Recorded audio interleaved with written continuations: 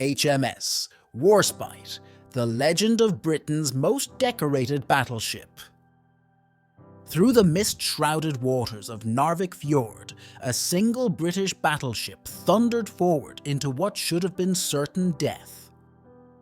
8 German destroyers lay in wait among the Norwegian cliffs, their torpedo tubes trained on the narrow channel, a naval killing zone that would have given even Nelson pause.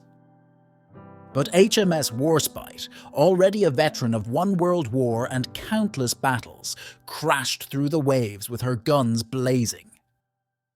What happened next would become the stuff of legend, as this single ship, once mockingly called HMS Wobbly for her troubled steering, turned the tide of World War II's northern campaign in 2 hours of fury and fire. This is the story of the most decorated battleship in British history, a vessel that survived bombs, torpedoes, guided missiles, and even her own mechanical mishaps to fight in every major naval theatre of 2 world wars. From her baptism of fire at Jutland to her final defiant bombardment covering the D-Day landings, Warspite didn't just witness history, she wrote it with her guns. Through the voices of her crew and the thunder of her 15-inch rifles, we'll discover how this steel giant earned her motto, "I despise the hard knocks of war," and how, time and again, one aging battleship helped save Britain in its darkest hours. HMS Warspite, birth of a naval legend. Steel rang against steel in Portsmouth's Royal Dockyard as riveters worked through the bitter winter of 1912. Amid a chorus of hammers and the hiss of acetylene torches, something extraordinary was taking shape. The Germans were building dreadnoughts at a feverish pace, each more powerful than the last, but Britain's response would be different. HMS Warspite wouldn't just be bigger, she would rewrite the rules of naval warfare. Her guns alone told the story.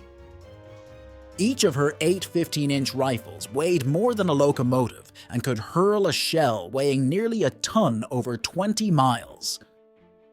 During her first gunnery trials, she did something unprecedented, scoring a direct hit on a target at 26,000 yards, a distance naval architects had considered beyond the realm of possibility. The American naval attaché who witnessed the demonstration sent an urgent cable to Washington. "British have achieved what we thought impossible. Recommend immediate revision of all fleet engagement ranges." But it was during a seemingly routine training exercise that Warspite first showed her true character. In heavy seas off Portland Bill, a freak wave caught her broadside. Any other ship would have rolled dangerously, but Warspite's revolutionary hull design, with its distinctive bulge that engineers had added despite considerable skepticism, proved its worth. She shrugged off the wave like a minor annoyance, prompting her first captain, Edward Philpotts, to scribble in his log, "She is not a ship. She is a force of nature." The sailors who first crewed her sensed something special too. Petty Officer William Davies wrote home, "She fights the sea differently than other ships. It's as if she's eager for something more than waves to conquer." That eagerness would soon be tested. As Europe marched toward war, Warspite completed her trials with almost supernatural speed. On her final test run, she exceeded her design speed by 2 knots, straining her turbines to the limit. The dockyard engineer who inspected her engines afterward found them in perfect condition, despite the punishment. He wrote simply, "She shouldn't have been able to do that." By the spring of 1915, as German U-boats began their campaign to strangle Britain into submission, Warspite joined the Grand Fleet at Scapa Flow. Admiral Jellicoe, upon inspecting her, remarked to his staff, "Gentlemen, This ship was built for a great purpose. He couldn't have known then just how prophetic those words would prove, or that the truly impossible feats still lay ahead. The stage was set for Jutland, where this young titan would face her first, but far from last, dance with death. The legend of HMS Warspite, Defiance at Jutland. The North Sea churned grey and hostile on May 31st, 1916, as Warspite steamed into what would become the largest naval battle in history. Through the smoke of distant gunfire, Vice Admiral Beatty's signal flag snapped in the wind. Enemy in sight. But no signal book could have prepared her crew for what happened next. Within minutes, German shells were falling like iron rain, and 3 British battlecruisers had erupted into apocalyptic fireballs. Then came the moment that would enter naval legend as Warspite's Mad Minute. As her squadron turned to engage, her steering jammed hard over. What should have been catastrophic became miraculous. The malfunction sent her spinning in a massive circle, drawing fire from 4 German battleships simultaneously. Gun Captain Thomas Hardy, blood streaming from a scalp wound, kept his turret firing throughout the entire spin. "If we're going to dance," he shouted to his crew, "we might as well play our own music." His gun struck 2 German ships in rapid succession, despite the ship's wild gyrations. The German Admiral von Scheer would later write in his memoirs, "One British ship, turning like a possessed thing, absorbed punishment that should have sunk 3 dreadnoughts." Warspite took 15 direct hits from heavy shells, but her armor held. Even with her steering crippled and 2 turrets smoking, she continued to fight. When ordered to withdraw, she refused to follow the fleet, her damaged rudder forcing her to steam in circles. Lieutenant Commander Malcolm Shepard recorded in his diary, "She seemed determined to go down fighting rather than retreat." As night fell over the battlefield, Warspite limped home with a 12-degree list, her hull riddled with holes but her spirit unbroken. During emergency repairs, dockyard workers found an unexploded German shell lodged in her armor belt. It had hit at precisely the angle needed to plug its own hole, keeping hundreds of tons of seawater out of her engines. The chief engineer simply laughed and said, "She's making even German shells work for her now." The battle might have been strategically inconclusive, but something fundamental had changed. The crew no longer saw their ship as merely steel and steam. Chief Petty Officer James McLeod perhaps said it best in a letter home. "She's not just fighting for the king anymore. She's fighting for each one of us, and God help anyone who gets in her way." The legend of Warspite was born in those grey waters, but her greatest battles and most impossible victories still lay ahead. Warspite, the evolution of a legend between the wars. Peace should have meant quiet obscurity for Britain's battle wagons, but Warspite had other plans. In 1924, while lesser ships gathered rust, she became the testbed for what the Admiralty dubbed the Grand Experiment. Workers swarmed over her like ants, tearing out her innards and replacing them with technologies that wouldn't exist for another decade. High-frequency radio direction finding, anti-aircraft guns that could track targets at impossible speeds, and an early prototype of radar that the Germans would later wish she'd never received. Deep in her hull, apprentice engineer Robert Sanderson made a discovery that changed everything. Hidden beneath layers of armor plate, he found hairline stress fractures that should have crippled any other ship. But Warspite's steel had done something unprecedented. It had reforged itself under the pressure, becoming stronger. The metallurgists were baffled. The composition of her hull plates, forged in Sheffield's furnaces before the war, had somehow achieved a molecular structure that wouldn't be replicated until the 1950s. When the young King George VI visited during her modernization, he ran his hand along her armor and remarked, "She's more alive than dead metal has any right to be." The Mediterranean years transformed her from battleship to floating legend. In Gibraltar, her gun crews developed a technique for indirect fire that naval architects had declared mathematically impossible. During fleet exercises in 1931, she scored direct hits on targets hidden behind islands, using calculations that made seasoned mathematicians scratch their heads. A visiting American admiral watched her guns adjust for the curvature of the Earth automatically, a feat that wouldn't become standard practice until the computer age. He simply wrote in his report, "Either their calculations are wrong, or this ship knows something we don't." But it was the crew that truly set her apart. Captain James Edelston didn't just run drills, he created a brotherhood. Gunners cross-trained as engineers, engineers learned navigation, and everyone, from the lowest stoker to the executive officer, understood every inch of their ship. When asked why, Edelston would smile and say, "Because she expects it of us." By 1939, as storm clouds gathered over Europe, Warspite's crew could operate her guns blindfolded, repair battle damage under fire, and perform feats of seamanship that became required reading at naval academies. They would need every bit of that training for what came next, a fight that would make Jutland look like a practice run. The impossible feat of Warspite, Norway's Narvik Fjord.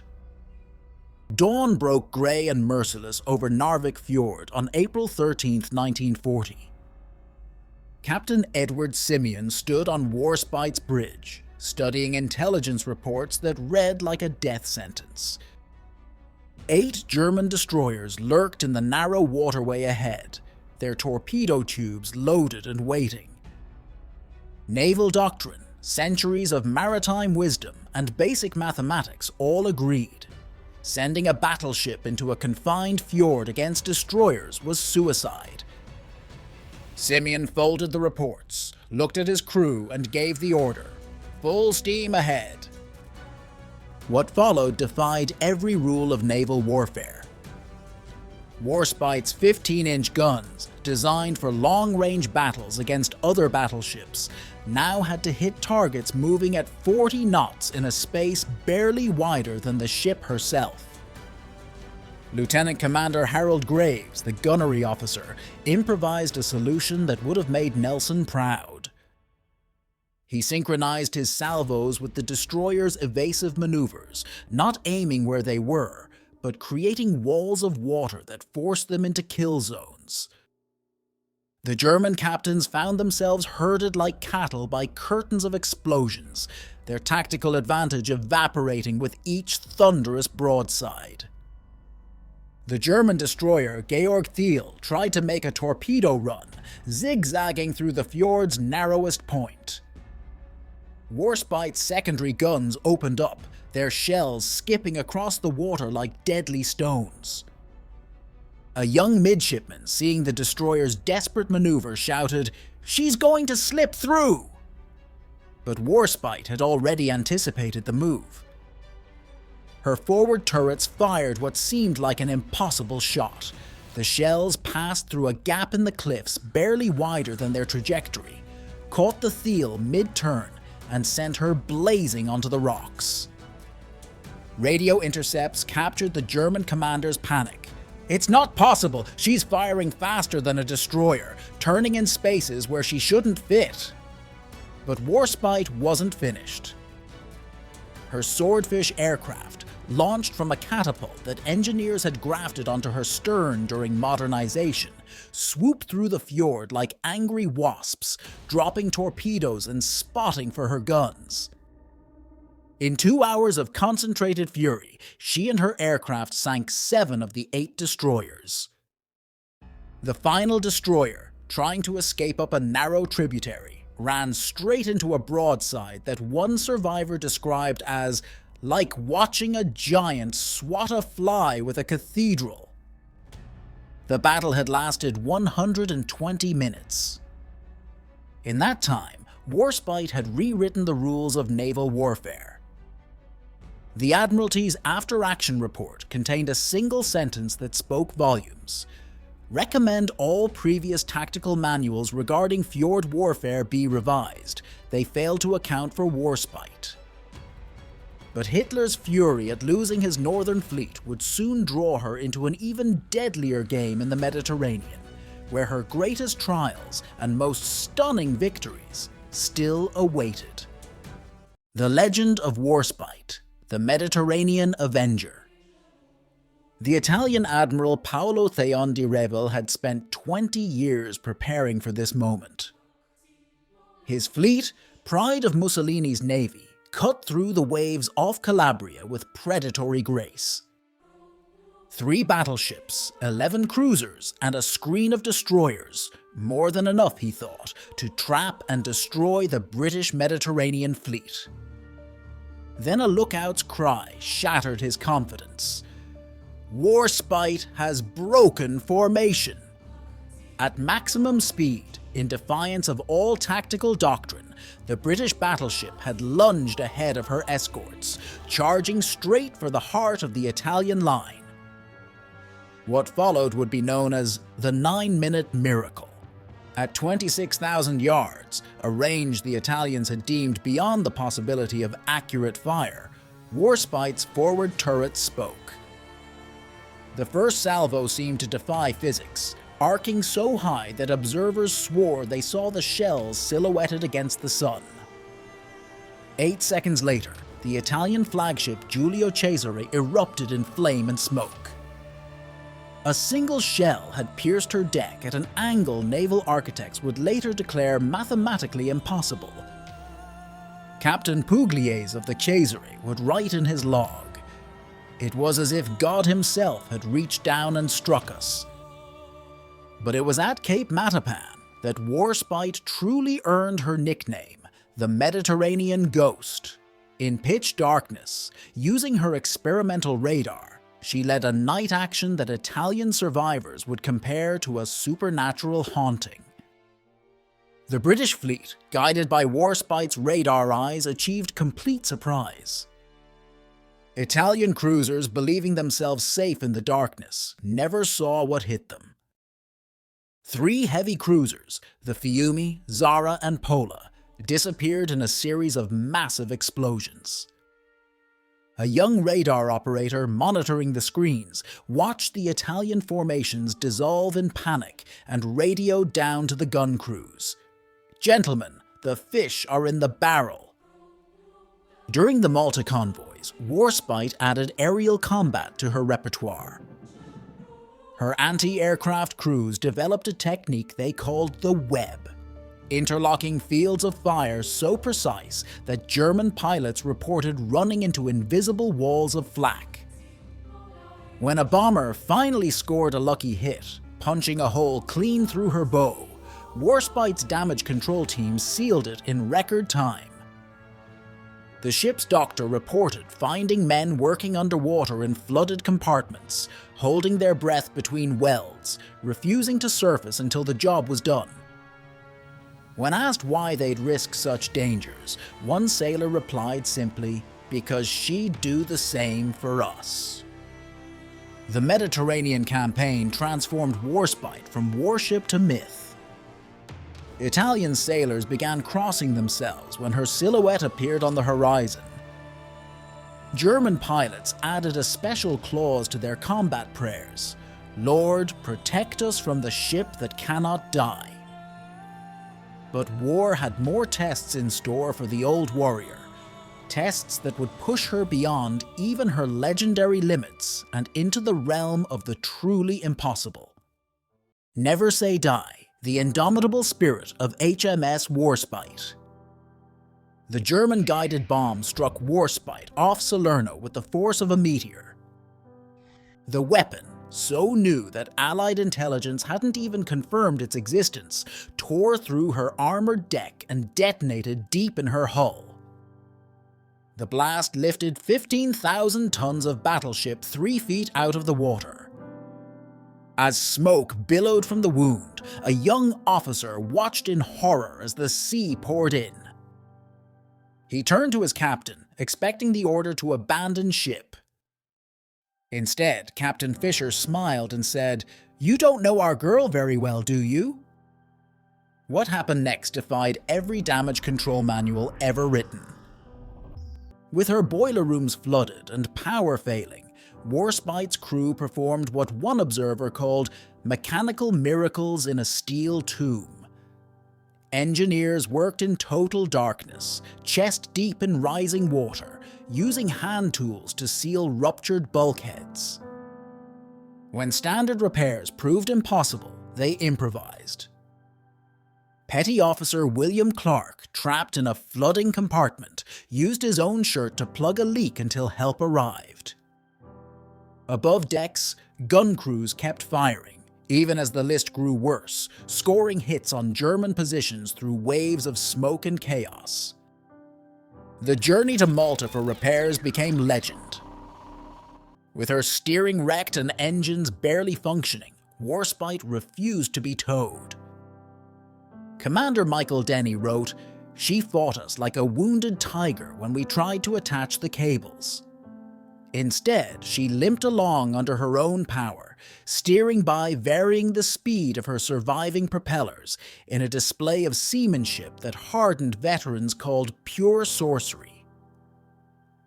When German bombers found her, vulnerable, wounded, barely making headway, her anti-aircraft crews showed why they were called the Dead-Eye Devils. Not a single bomb found its mark. Malta's dockers claimed it was impossible to repair such damage with the limited facilities available. 27 days later, Warspite steamed out of harbour. The repairs weren't pretty. Her hull still bore massive scars, and 3 of her 8 boilers remained dead. But when Admiral Cunningham suggested she retire to lighter duties, the response from her crew was unanimous and unprintable. As her surgeon commander noted, "They've forgotten she's made of steel.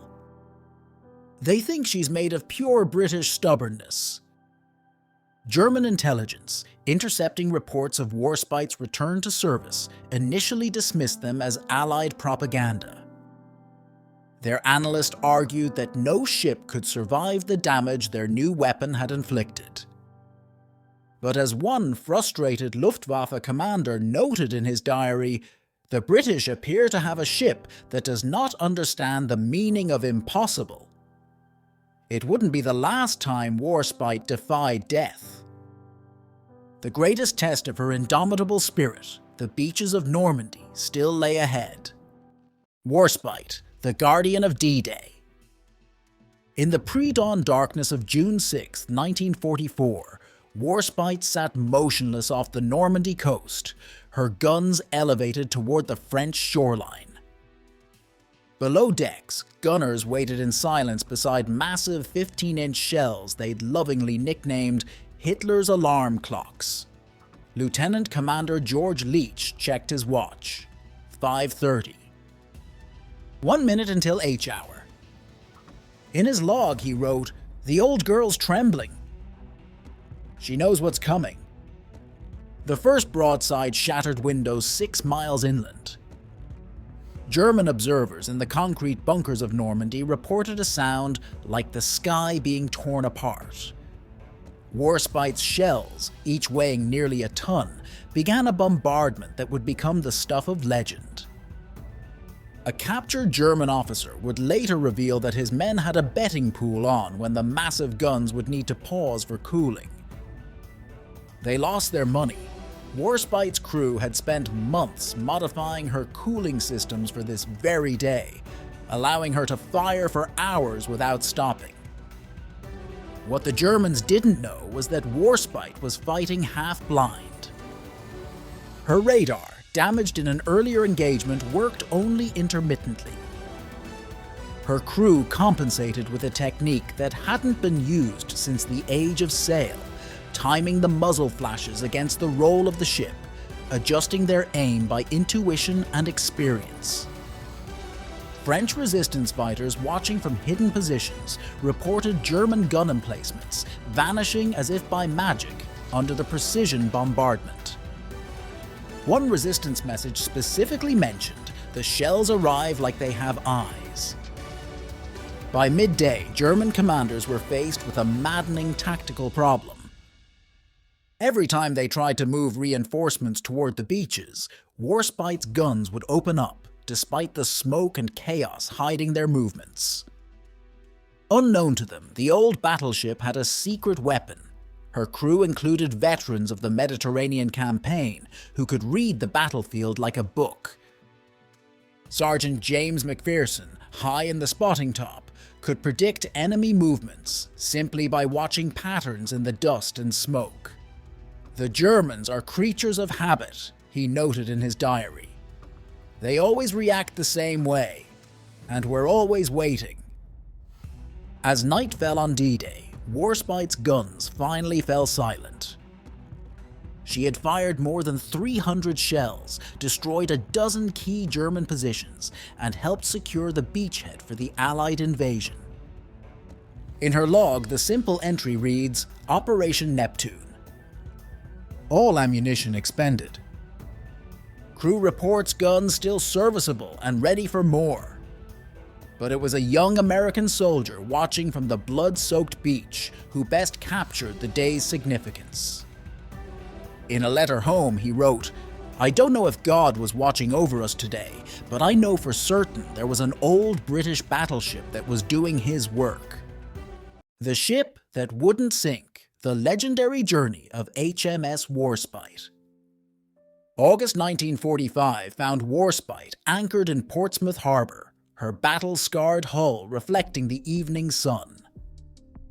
The war was over, but she had one final act of defiance left. When the Admiralty sent a salvage crew to tow her to the breakers, she broke free of her chains in a rising storm. The ancient warrior, veteran of 2 world wars, survivor of everything from German shells to guided missiles, chose her own ending. She ran aground on the rocks of Prussia Cove, settling into the seabed at precisely the angle needed to make salvage impossible. For 3 years, she resisted every attempt to move her. Salvage chains snapped, tugboats strained their engines to failure, and expert after expert admitted defeat. Local fishermen swore they could hear her guns creaking in the night, still tracking invisible targets. A young boy, visiting the wreck with his father, asked why they couldn't just cut her up where she lay. The old salvage master smiled and said, "Son, there are some ships you don't cut up. They have to choose to let go." The mathematics of Warspite's career defy belief.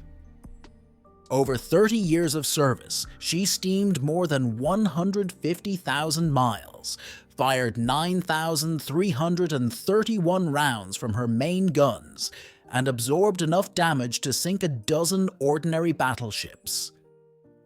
She remains the most decorated ship in British naval history, with honours spanning every major naval theatre of both world wars. But numbers alone don't capture her legacy. As Admiral Andrew Cunningham noted in his final dispatch, "We speak of ships having souls. If ever there was a ship that proved this true, it was Warspite." Today, the sea has claimed most of her hull, but pieces of Warspite live on. Her bell hangs in St. Martin's Church in Cornwall, still rung on special occasions. Her battle ensign rests in the Imperial War Museum, its fabric scarred by the same battles that forged Britain's survival. But perhaps her greatest memorial lies in the logs, letters, and diaries of the men who served aboard her, each telling a piece of an impossible story about a ship that routinely achieved the impossible. In the end, Warspite's greatest achievement wasn't just surviving, It was showing what survival looked like in Britain's darkest hours. When invasion seemed imminent, when odds appeared insurmountable, she demonstrated that sheer determination could overcome any obstacle. As her last captain wrote, "She taught us all that impossible is just a word that hasn't met the right ship yet."